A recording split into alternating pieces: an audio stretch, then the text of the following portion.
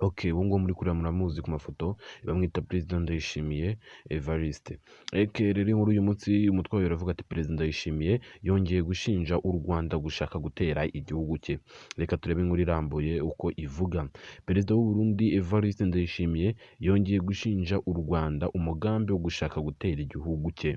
Avuga ko afite ibimenyetso by'uko ruzabikora rwitaje abantu bahunze igihugu cye nyuma yo kugira uruhare muri COPEDATE yo muri 2015.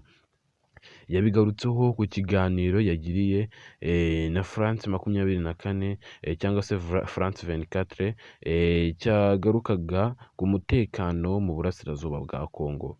Ndayishimiye yavuze ko nyuma y'ibiganiro bimaze iminsi bikorwa n'amasezerano yasinywe hagati y'u Rwanda na DRC bigizwemo uruhare na Amerika n'ubuhuza bwa Katari, buri wese azi ikibazo gihari kandi ko hari icyizere ko amahoro ashobora kuboneka. Ati bitari ibyo ubu ibintu bimeze nabi. Ndayishimiye yavuze ko hakiri ibimenyetso bigaragara ko u Rwanda rushaka gutera igihugu cye nubwo rwo rukomeje kubihakana.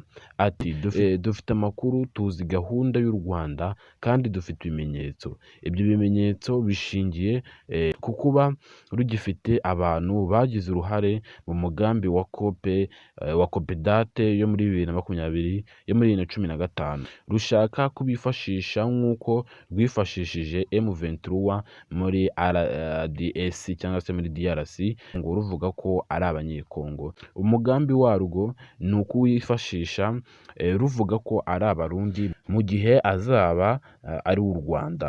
Ndayishimiye yavuze ko ibyo bimuteye impungenge gusa ngo ko intambara ishobora guhagarara muri DRC bishobora kuzagorana ku Rwanda kugira ngo rubashe gutera u Burundi.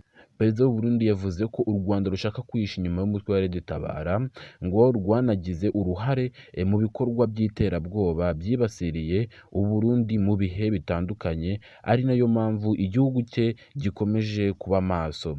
Yavuze ko hashize igihe kinini atavugana na Perezida Kagame kuko ubwo baheruka kuvugana bari mu biganiro byo gushaka amahoro muri DRC kandi ko icyo gihe yamwijeje ko abo bantu bazashyikirizwa ubutabera bw'u Burundi. Ayo ni amagambo yagiye avugwa na Perezida w'u Burundi Evariste Ndayishimiye.